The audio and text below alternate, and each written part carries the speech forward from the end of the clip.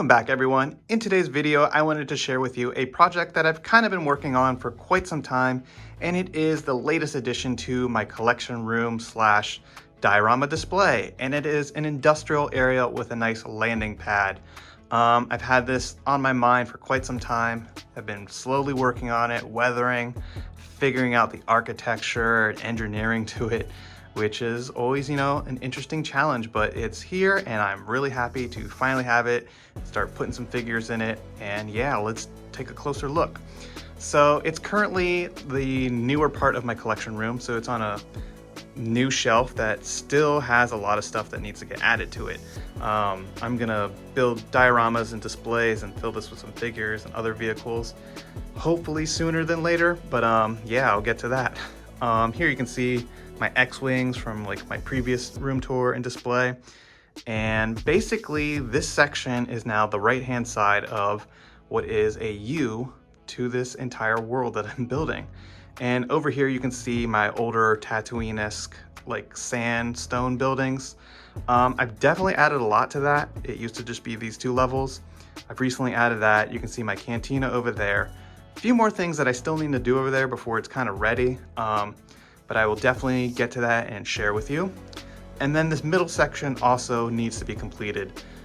These are just some like placeholder buildings for the moment. I'm gonna build a more permanent structure here. Not entirely sure exactly what it's gonna look like, but this is kind of like the middle ground. I call it my Jawa crossing because there are a bunch of these little guys here conducting business, and it's kind of the melting pot between these two worlds because now we have this much more industrial area. So still deciding how I'm gonna like make this building. I kind of wanted to be, a mix of both of those kind of like structures. So I will get to that. I will definitely share it. But for now, let's focus on what we have here. And yeah, so really happy with how this turned out. The main thing that I wanted to do was create a landing platform for a vehicle because that was one thing I don't really have in my like town and diorama display. And I love this Y-Wing. I really wanted to show it off. I can also put other ships here. So the way I created this was basically just going to the art store, and this is a wooden canvas. It's pretty inexpensive. You just buy it, and I painted up the sides and actually glued styrene sheets onto that I painted, put those caution symbols on, and just made a nice platform. I went with this because I wanted something sturdy and that could hold weight. I didn't want it to like sag or anything like that, so it needed to be the strongest element of this town. You can see here that it's being held up by a support beam, which this is just like a poster tube that you can get at Office Depot. Those are pretty easy to like cut because they're like cardboard, but they're very sturdy. They hold the weight well. And then I put some styrene sheets on them, wrapped it around, super glued it in place, painted those up, added caution yellow. I also have that over here holding up this other bridge platform structure, and yeah, that's pretty much it. The rest of the canvas is kind of weighted down on the perimeter of those other buildings, so everything is nice and sturdy. So yeah, kind of had to figure all that out. It worked out well in the end, and yeah, I'm very happy with this, and let's take a look at who's in the town.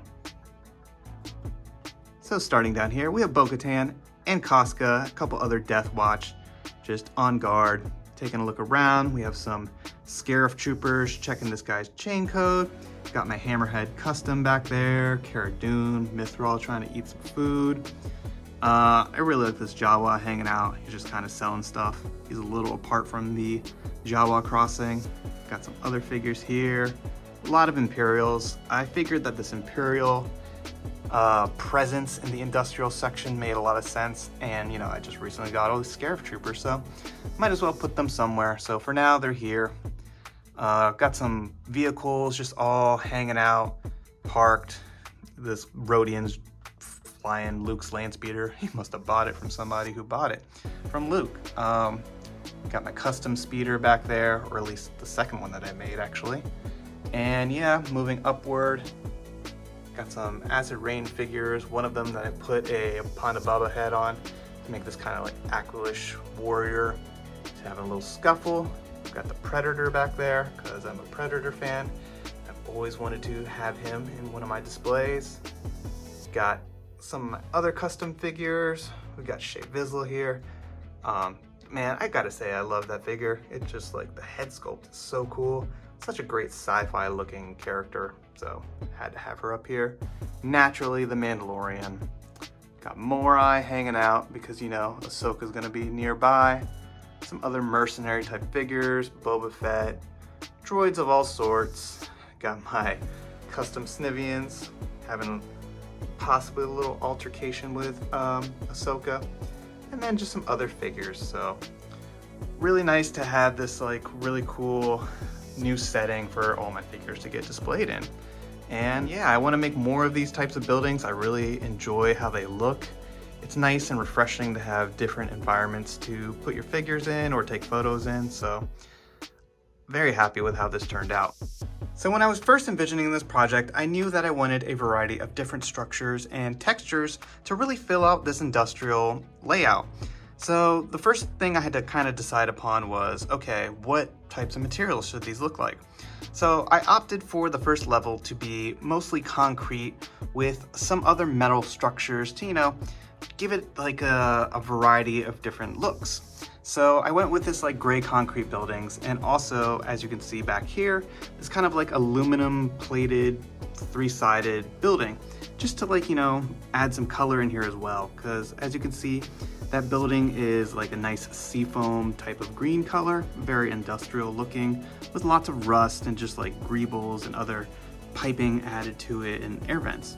So that would help this like concrete first level just like have a lot more color and life to it, because otherwise it would have just primarily been gray, which is fine and all, but you want to add some color to your environment. So yeah, that was the first thing I kind of had to decide upon. And I knew I wanted to have kind of like an oasis type of bar outdoor setting that lots of figures could kind of just like pass by, and you know, the Imperials could be there checking chain codes and all sorts of stuff like that. So as you can see here, I've got Zutton behind the bar because Zutton loves being an entrepreneur. And if you've seen one of my previous room tour videos, he already had a bar and he decided to invest in another one. So I used the bar stools and tables from that other bar, just added like a little food area to it as well. So I really like how this looks. I'm gonna add a little bit more signage and other stuff to the back wall. And that computer back there is a 3D printed piece that I need to paint up still as well. So pretty cool. Really happy with that whole area. It just looks nice. And then if you move on over here, I knew that I wanted to have multiple levels when being in this environment. So I needed to have a way for these ships to move up to the second level. So I made this giant door back here that's kind of implied to be like a loading elevator for equipment or ships to go through, but it also could be a door towards like a type of tunnel expressway going further into the town possibly. So something you can just like have your imagination go wild with. I still need to put maybe some signage above it saying like what tunnel it is or what elevator, but I'll get to that soon. And then I have this other building over here, which by the looks of it just seems to be Imperial. They're guarding it. You've got a nice door there with lots of weathering and stuff, and that would also take you up to this next level over here. So up here I wanted it to be much more of the classic industrial, you know, metal sheeting, lots of pipes. So I went with these nice yellow, red, and blue pipes that kind of stretch along the entire perimeter of this upper level. And those were the things that I really thought would add a nice amount of color to this like upper level and just overall like shelf display. Those things are clearly carrying some type of toxic waste in the yellow piping. You got a nice split there with just some runoff. I kind of thought that the red one should carry something different. So it's got like a little bit of black drip going on there. Maybe it's like oil or, you know, some kind of space goo. I don't even know what's in the blue one. I couldn't tell you if I knew. And then you got some more green sewage just pouring out, or toxic waste. So looking cool, lots of rust and just like weathering throughout all those pipes. And then up here I've got some more of that piping as well that you see down on the lower level. So these pipes are actually made from cake dowels, which I ordered off Amazon. I think originally they're meant for putting in your batter, and they allow your multiple layers of cake to like have some stability and not fall over. But they work great for what I needed. They come in, I believe, 9 and 12 inches, which is pretty useful. And they also come in like the thicker, I think it's like about an inch, and I think the other one's a quarter of an inch. I'm not exactly sure. But they were absolutely helpful for this project. They also cut relatively easily with a sharp blade. The bigger ones are definitely a little bit more difficult to cut, but it was not impossible. So yeah, as you can see, those just like really add this nice industrial look to this whole upper level. Yeah, I was really into those. It's kind of the first time that I went trying this kind of like approach with this project. I've used the smaller cake dowel before for other like more rusted pipes, but I never did this like kind of like colored different pipe looking industrial look. So very happy with how it came out. The other pipes are these, they're supposed to be like for children. They're like, they make multiple shapes. They're like kind of Lego connector type, I don't know, straws. They're supposed to make fun shapes and make drinking juice and other liquids more enjoyable. So they're pretty cheap on Amazon as well, and they work great for making pipes for your 3.75 figures. You just connect them into these interesting connector shapes that they provide you with, and then I just glued it and then primed it, added rust and all that weathering, and I think they really look nice. Getting them to stick to the building was a little difficult. I used some Gorilla Glue, tried that. You know, it just takes a while for it to set. I also, down on the lower level, opted to use like putty to keep it in place and then glue. That worked pretty well. So yeah, I'll definitely be sure to link those in the description down below. So these metallic buildings look pretty good, but they definitely were a bit challenging to actually create.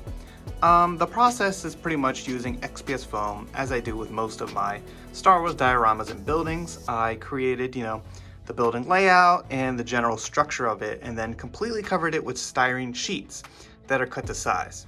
But the things that were a little bit challenging were doing the edges. So I had to cut styrene to like the exact edge size and then cover it, hoping that, you know, it wouldn't have bad overlaps, and, you know, achieving straight cuts is always a little difficult sometimes depending on the material you're working with. But it worked out pretty good. It's just like it takes a little bit more time and patience because you're trying to get it as exact as you possibly can. I also, once this was like a full sheet of styrene right here, I used an X-Acto blade to like cut a line and like divide it up so it looks like it's made from multiple sheets of metal. So I think that was a really nice touch, and as you can see, that allows you to then add weathering that comes from these cracks, and it just gives it a much more interesting look as opposed to one flat sheet. So that was a little challenging, but also fun to do. You know, scoring those lines was a lot easier than, you know, completing the edges of certain things. As you can see up here, I had to, you know, create edges, but that's another reason why I went with the pipes, because I knew, oh, okay, I could cover up some mistakes possibly, or not have to do that whole edge. So just things you have to consider when you're planning these types of builds. But yeah, overall, everything looks good. And one thing you're always going to want to remember is that in these Star Wars planets and like settings, most things are beat up, they look used, and they're not going to be perfect. So if you have errors, they'll blend in seamlessly, and to be honest, we're all our worst critics, so you'll probably see it, and most other people won't even notice things that, you know, you think are like a terrible mistake. But never let that, you know, stop you from having a good time and just creating something. But if you take a closer look right here, you can see some of the edges of like where the floor sheeting metal kind of meet together, and how I've covered it up with pipes here. You know, just everything's a little beat up, dirty, nothing's exactly perfect, and that's just, you know, the beauty of builds.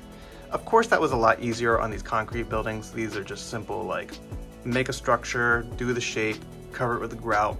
I added these nice crack lines, you know, just like really beat this thing up and add a lot of grime to it. So a little more forgiving, but overall, like I said, I'm really happy with how both of these two levels interact with each other. And I'm also very happy to have this nice little industrial section And it's just nice to have options when setting up, toy photography. It doesn't always have to be in a Tatooine setting or some type of Death Star. So it's always good to, have these interesting new planets for your figures to go interact in. I hope you've enjoyed this video and taking a look at my recent additions to my diorama and shelf display. Hopefully it can inspire some of your future world building projects. And feel free to leave any questions you may have in the comments down below. I am always willing to help or brainstorm ideas. And don't forget to drop a like on this video and subscribe if you're new to the channel. It really helps and is always greatly appreciated. Thanks everyone, and I will see you on the next video.